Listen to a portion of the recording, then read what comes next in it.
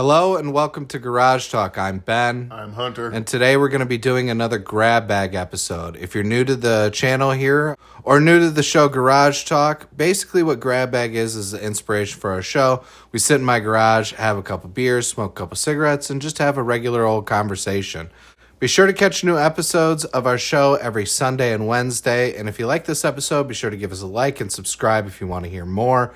Catch some of our shorts and check out our playlist so you can watch every single episode back to back. Without further ado, I'm going to toss it over to Hunter, and he's going to get us started with this very special episode 45 of Garage Talk grab bag thing. Okay, whatever. I'm done talking. I've made myself look stupid enough. Hunter, please speak. I love Garage Talk. Oh, okay. You're bringing out the rump? The fuck were we talking about right before we started this? You're talking about Shane Gillis again, like you usually do. Oh, yeah. You're sucking those Shane Gilly balls. Yep, Shane. You need them balls warmed up, buddy. I get. Jesus. Well, as much as I'd love to hear you gargle on Shane's balls a little bit more, we do have something from a couple of our viewers. They want us to talk about a few things. So the first thing someone wanted us to do was a skit with horror movies. Now, we're not much of skit guys, but I think maybe we can pull something together. So let's imagine a scenario. Okay,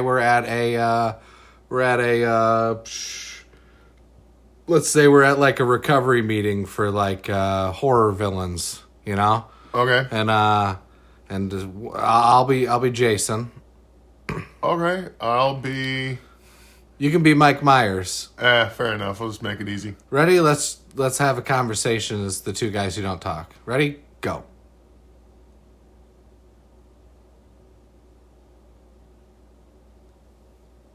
And that was our skit about horror movies. All right. We hope you enjoyed it. It was a great conversation between Mike Myers and Jason right there. Naturally, two very talky guys. Who never seem to run anywhere. They just walk and... Yeah, here's the problem I have with a lot of horror movies. It's like they always get like these girls when their tits are out. Like it's almost like, or they're like half naked. And it's like, do they wait until they're like, let me get them when they're naked? Do. It's like, why? Why not? I think it's just an excuse to put titties in a horror movie because it's rated R anyways, and they're like, tits, go! Pretty much. Tits, murder tits! Yeah, blood, murder, tits. Yeah, I'm pretty sure that like all nudity in any horror movie is obligatory. There's no reason No. for someone to be naked in a horror movie. But yeah, anyways, we hope you enjoyed our skit on horror movies. Fan who requested it. They also wanted us to do a skit about kids and the right amount to have.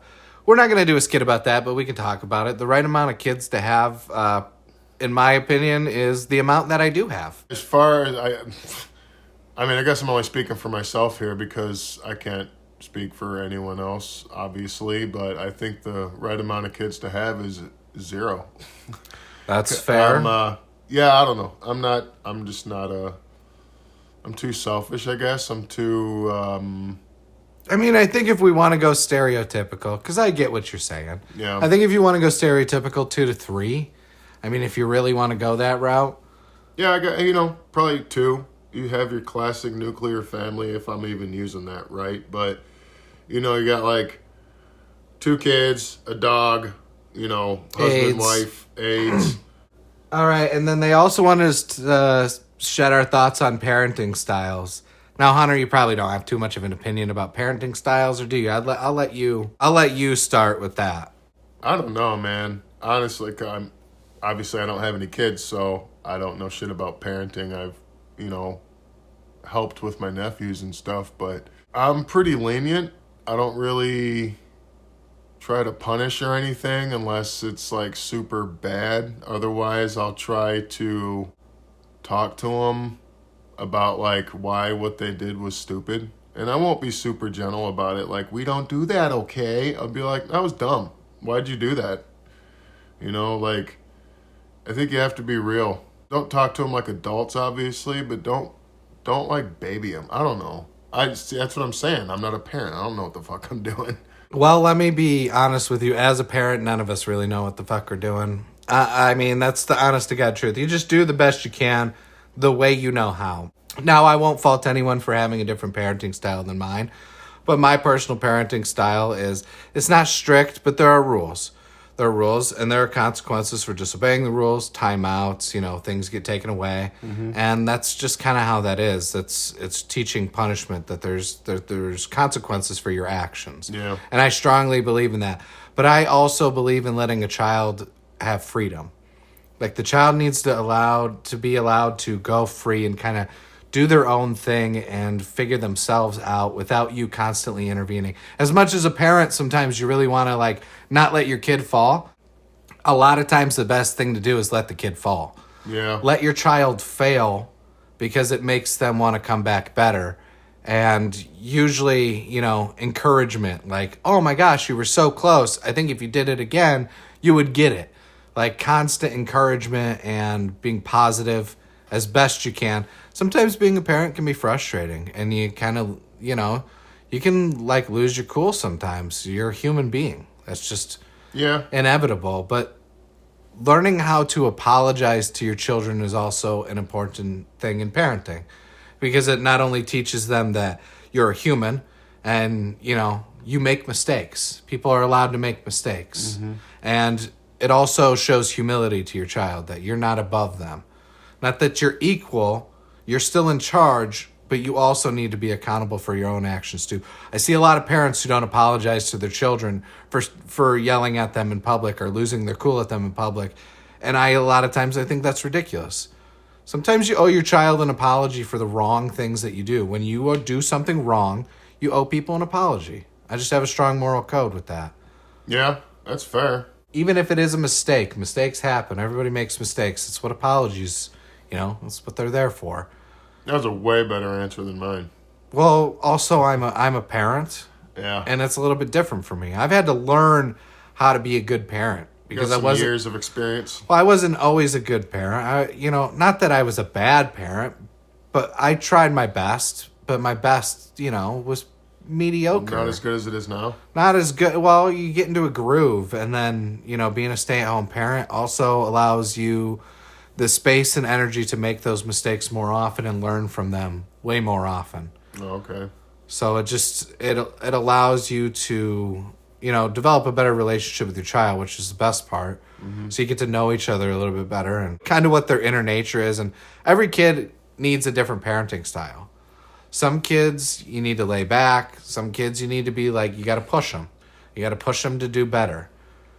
And every kid needs to be parented differently. It just depends on the kid, Yeah. It's a complicated thing, but I never would blame a parent for trying their best. As long as they're trying their best, even if it isn't very good, the best is the best you can do. Oh, yeah. And I think any parent who tries is a good parent, even if their best is an idiot. Some of us just aren't great. Yeah, that's the fucking truth. Some of us just aren't natural parents either, Yeah, I think I'm one of those. Well, you never know. I thought that too, but I took to it like a fish in water, so. I also don't think I have the patience for it. I thought that too, and sometimes I don't, but you learn how to handle your lack of patience a lot better as a parent. You learn to find little things you could do. I remember my mom telling me a story about when my grandma, who whenever she would just be fed up with the kids and need time alone, she would hide in a closet and read a book. And she told me this in a moment when I was really struggling, and it was so relatable. I'm like, oh my God, I wish I could hide in a closet and read a book. You know what I mean? Yeah. Sometimes as a parent, you just want your space too. You're a human being. So I don't know, long-winded way of saying, of my parenting style. There's a lot to it. There's probably more to it than that as well. But You could probably speak for hours on parenting. Moving on. Somebody also wanted Hunter's mom's sauce recipe. We'll get you to that on probably the next grab bag. Right now we don't have it. I forgot to let Hunter know before I went to get him today. So that's on me, Ben, over here. I literally just found her box of recipes, so I got to go through it. Yeah, but we'll, if Hunter doesn't mind sharing it, I'm sure we will share it. Another viewer wanted our thoughts on the Teenage Mutant Ninja Turtles, kind of analyzing each individual turtle as well. So I thought that was kind of an interesting one. I thought we could talk about that a little bit. I mean, I'm a big Turtles fan. You know that. Yeah, I was into them when I was a kid, but yeah, you're definitely a much bigger fan than me. I'm a kid at heart. I read their comic book. They have like a new series out right now, and I've been reading that. It's pretty good. Yeah, and there's another one you're talking about where it was one of them. Oh, The Last Ronin, where there was one turtle, all the other turtles were killed, and he was the last one. Yeah. They, like, carried all their weapons. Yeah, that shit was crazy. Yeah, TMNT, it's good storytelling. I think there's a lot to it, more than the movies. A lot of people just know it for the movies. It was a whole comic book series before that. And we haven't really talked about this much on recording, but me and Hunter have talked about it behind the scenes. The whole origin tale of the TMNT, Teenage Mutant Ninja Turtles, is basically like a retelling of Daredevil's origin. Basically, the Turtles were owned by a young boy who was walking across the street, and a truck swerved and spilled the mutagen or ooze or whatever you want to call it all over him, and it hit the kid in the eye, which is Daredevil's origin without the Turtles. But he dropped his turtles in the TMNT origin, and they fell down into the sewer, and they got bathed in the ooze as well, and became Teenage Mutant Ninja Turtles. And then we talked about like Leonardo, Donatello, Michelangelo, and Raphael. Their master is Splinter, right? Yeah. Well, Daredevil's master is Stick, which, you know. Oh my god. Yeah. I forgot about that part. And then, who do the Teenage Mutant Ninja Turtles fight? The Foot. Yeah, they fight the Foot. You want to know who Daredevil fights? The Hand. The Hand. Yeah. Yeah, he fights the Hand. A secret assassin ninjas. But basically, the guys who wrote it, one of them was Peter Laird. I can't remember the other guy's name. But they were huge fans of Daredevil. And they were joking around one day, sending each other doodles of like what if like there were turtles who were like Daredevil, like Teenage Mutant Ninja Turtles. That's why the original Turtles had red bandanas. They didn't have individual colors. They all wore red. I didn't know that either. But there is a lot more story to it. If you guys ever want to get into it, I highly recommend some of the comics. There is the Mirage Originals, which is the original run of the two guys who made it. It kind of skips around. It's a weird collection. And then there's also the IDW collection, which is really, really good. I'm a really big fan of that. And then they have the new one going on, which I can't remember who publishes that. I believe it's Image Comics. But if you really want to get into like the TMNT stuff, like there's a whole storyline where Donatello gets his shell broken and he has to replace it with like a metal shell. I mean, if you had to really analyze them, Leonardo, the leader, right? Strong, silent, smart type. Donatello, the smart one. Michelangelo, party dude. Yeah. And then Raphael, the aggressive one. So, is that supposed to symbolize something? No, I don't think so. And just different characters? I just think they just gave them different personalities. Quirks, yeah. Yeah, I mean, it's just like any character written. They all have different personalities, and they figure, I think that was made for, like, the kids' TV show, and then it became so popular and synonymous with the kids' TV show that it bled into the comics. Oh, okay. So it's kind of like, so you got to keep in mind that Teenage Mutant Ninja Turtles, I think, was published first. Like the first issue was like 1984 or 85. Oh, and sure. that television series started in 1987. So they really weren't that far along in what the series really became. And wow. Again, another thing that I could talk about for days. I love the Turtles, man. Yeah. They're coming out with that video game based on The Last Ronin. So you might be able to play it if you ever wanted to, the storyline of that. Wow. Okay. And we have one last viewer question here. And that question is Star Trek versus Star Wars. Hunter, I've been talking a lot. I'm gonna let you take this one for a little bit, and we can kind of. I'm not a huge fan of either one. But I guess if I had to pick one, I'd probably go with Star Wars. That's probably gonna make Ben a little unhappy because I know he's a big Star Trek fan. You can like what you like. You're entitled to be wrong. But really, it's only because of like Darth Vader. I think it was kind of a cool character. Darth Button Vader, fucking, that's what he is. And Luke, never mind. Luke Dickwalker. But I guess as far as sci-fi goes, I'm not like really into it that much. Yeah, no, that's fair. I mean, as far as sci-fi goes, Star Trek and Star Wars aren't particularly great iterations of sci-fi. They're like pop culture sci-fi. Yeah. I find Star Trek to be superior. We've talked about this before. Oh, what about Scientology? That's sci-fi. Well, like the guy who wrote books, he wrote sci-fi. Yeah, he was a sci-fi author. Yeah, a pretty shitty one, actually. If you've ever read any of his books, Battlefield Earth is a slog. It's horrible. Yeah, they made a movie out of that one. It was like Halle Berry and what's his face? John Travolta. Yeah. But yeah, anyways, Star Trek's superior. I think it's just like, I don't know, it delves into more scientific theory than, fantasy, space opera, sword fighting, Yeah. Also, like, conceptually, a lightsaber makes no sense. Yeah, no. Because if a saber was made of light, it would pass through you. And also, like, if a saber had that much power, like, I don't know, it would almost be impossible to reel back. I guess it would have to be constantly generating. It would need a sheath more than it would just, like, degen itself. Well, also, like... And also, like, technically it's a laser sword at the point. Yeah. It is. Yeah, no, I agree with all of that. But I also wonder, like, how do you get it to stop at a certain point about the size of a sword? Exactly. How does it not just keep going on and on and on? Exactly, because that's how light works. Yeah. Light goes as far as it can travel. So it's unless something's blocking it. And is the force blocking it? Is the force of their cock? Like you know what I mean? Like, that's my problem with Star Wars. It is weak fucking sci-fi. Not that it's not a good space opera. It's a beautiful story. It really is. It's a really nice story. Very well told. But it is not sci-fi. And to pawn itself off as such kind of annoys me.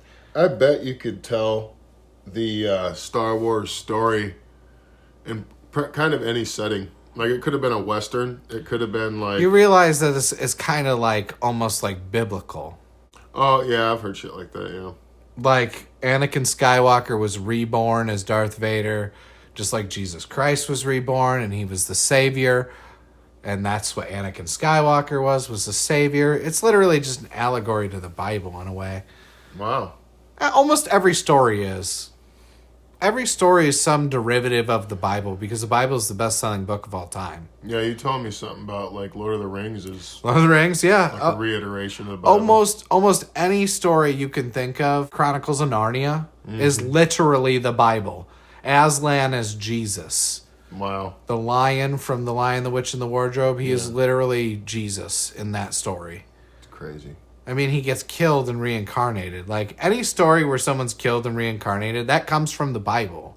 Dude, that shit made me want to try Turkish Delight. Turkish Delight. I've never had it. I want to try it. Yeah, it looks pretty gross. It's just like powdered jelly. Right up my alley. yeah, exactly. If I think it looks gross, you're like, yum, yum, yum, yum, yum, yum. Just like buttholes. And that will basically conclude the viewer segment, suggestion, whatever. Yeah, that's exactly what we're gonna call it. The viewer suggestion, whatever segment. Keep them coming, guys. We really...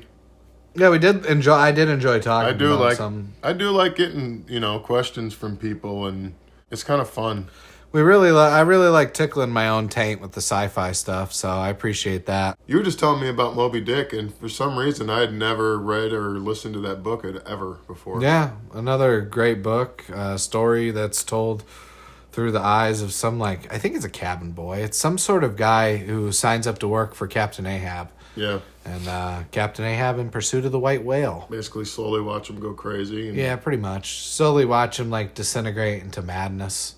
All because he lost his leg, and I don't know if it was his leg or his hand. It was something. He got hurt by the whale, basically, emotionally and physically.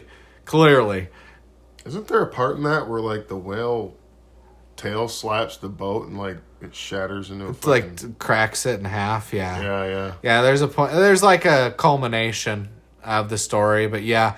If you ever do get the chance to, I would watch the Patrick Stewart movie version. That one, I think it was mid-90s. Great version. Patrick Stewart playing Captain Ahab, it was fucking fantastic. Huh. Sounded like Kermit right there. I don't know why. Kermit the Frog here.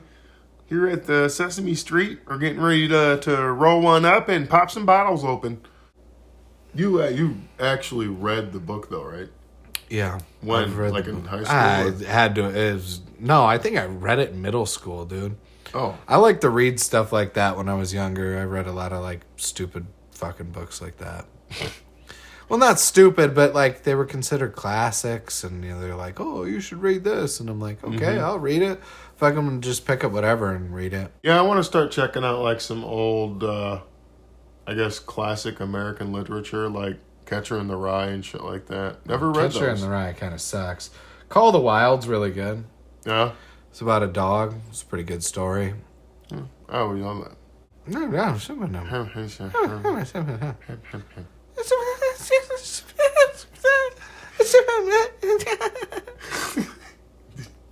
You ever read Lord of the Flies? Yeah, it's a good one I too. love that book. Grapes of Wrath. That's another one I want to read. That guy, Grapes of Wrath, he wrote, what was that one? George and Lenny Oh, of Mice and Men. of Mice and Men, which is like a really, really good story. Fucking Really good story. poor Lenny. They did a good job in the movie too. Did you watch the Gary Sinise and John Malkovich? Yeah, Oh yeah. my god, dude. That fucking movie was fire. You be quiet. Spoiler: he has to kill his own friend Yeah, shoot him in the back of the head. because, like, he was like special need. He had like some. Yeah, he was- But he was like special needs in a time where people didn't know much they about didn't that. understand it, And he was like also huge. He was like 6'4" and just hulking monster of a man. And he was playing with puppies. he was like a child mentally. Yeah, he was like he had some sort of disorder. They didn't really say what it was. It's like developmentally delayed or whatever. Yeah, and he like accidentally he killed some puppies and then gets found by some I woman. I guess he used to have this thing. He liked soft things, and I guess he used to like he would love things too hard. He would like squish them by petting them. He would like Gary Sinise's character George would have to like take dead mice away from him that he would keep in his pocket because he would rub them because they were soft. So yeah, stuff like that. He'd kill animals because he loved so much, and literally squeezed the fucking life out of them. But then I guess some lady that was kind of a hua let him touch her hair, and he got a little carried away, and she started freaking out, and he grabbed her and like broke her neck. And Yeah. So basically, George ended up having to kill Lenny because they were gonna lynch him. Yeah, I mean, Quiet Mercy, I guess, but still fucked up, man. I don't know. It was a very unsatisfying ending to that story, but I think most good stories make you feel weird when you're done with them, like dissatisfied and like, Yeah. because that's what life is, like a series of dissatisfying things happening to you over and over, unless you're like famous or rich or a celebrity or, Right. suck a lot of dick. Oh. I think one of the first actual novels I ever read was like a young adult novel. It was called Tail Chaser's Song. It was about a young cat. I saw a porno that was named something. It was called Tail Chaser's Dong. It's a good one. Yeah, I've seen that one too. Weird ending. Yeah. There was I didn't like all the furry stuff. But I also did kind of like all the furry stuff. I don't get the furry shit. I don't man. get it either. I'm just joking. That is not like my cup of tea. I don't get sexual attraction to animals. That's a weird one. Crazy. That's a Or- weird or one. even like cartoonish anthropomorphic animals. That's a fairly new phenomenon, I feel like. People gonna porno. Yeah, for sure.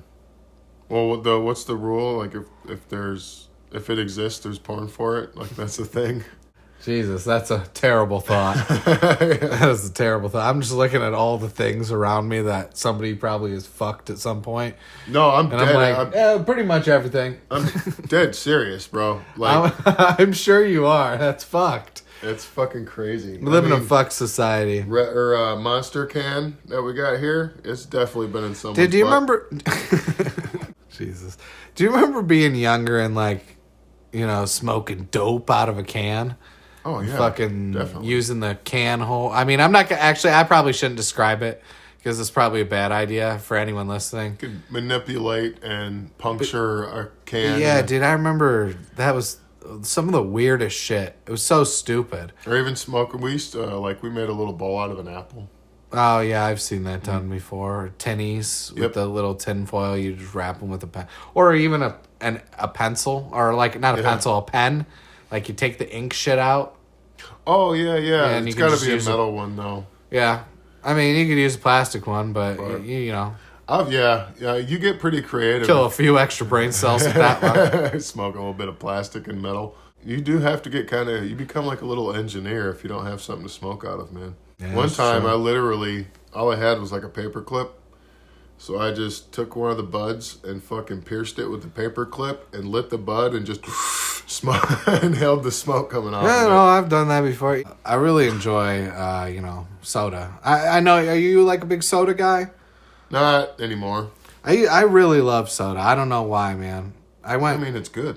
Yeah, it's sugary and tasty, and I'm probably just addicted to it. I'm not a huge fan of like My colas. skin kind of itches when I don't have any. Oh, that's No, that's an addiction. I think about it all the time, and I don't know what to do with Yeah. myself when I don't have it. Fucking sweating and shivering. What is your favorite type of soda if you had to pick one? I mean, honestly. Probably like Dr. Pepper or Dr. Pepper. Yeah, it's kind of like when I have soda, I try to get my hands on some DP. Yeah, that's fair. Mine is like discontinued, but it was that I don't know if you remember those gourmet sodas. They were 1890 somethings or whatever. They were like these tall, skinny cans, and there was this gold one, and it was like a ginger cola. Huh. It was made by Pepsi. I think they were called 1897 Pepsi Colas. Oh, I remember the old school ones they had. Yeah, they had a bunch of different brands of it. They were branded as gourmet sodas. Okay. But they had this ginger one. It was the most beautiful, delicious, fucking tastiest drink I've ever had in my life. And they stopped bringing them to my area, and I called Pepsi, and I'm like, hey, I'll buy them and bring them to the stores. And then within the week, like, Pepsi had shipped them to each fucking gas station in my city. That kicks ass. And I bought them all. That kicks ass, dude. One of my favorite kinds of Dr. Pepper is discontinued. It was like a chocolate cherry. Oh, dude, I fucking loved that Have one. you ever seen the blackberry Dr. Pepper? How's that one? Yeah, I haven't tried it because I don't know. I'm not huge on blackberry Oh, stuff. dude. Fucking, if you're ever like, I don't know, I grew up I near... should give it a shot, though. I just grew to up see near what like, it's farm shit and stuff when I was much younger, and picking a blackberry out of the field and just like rinsing it off and popping it in your mouth, nothing better. For sure. Nothing better. Dude, my brother, that reminded me.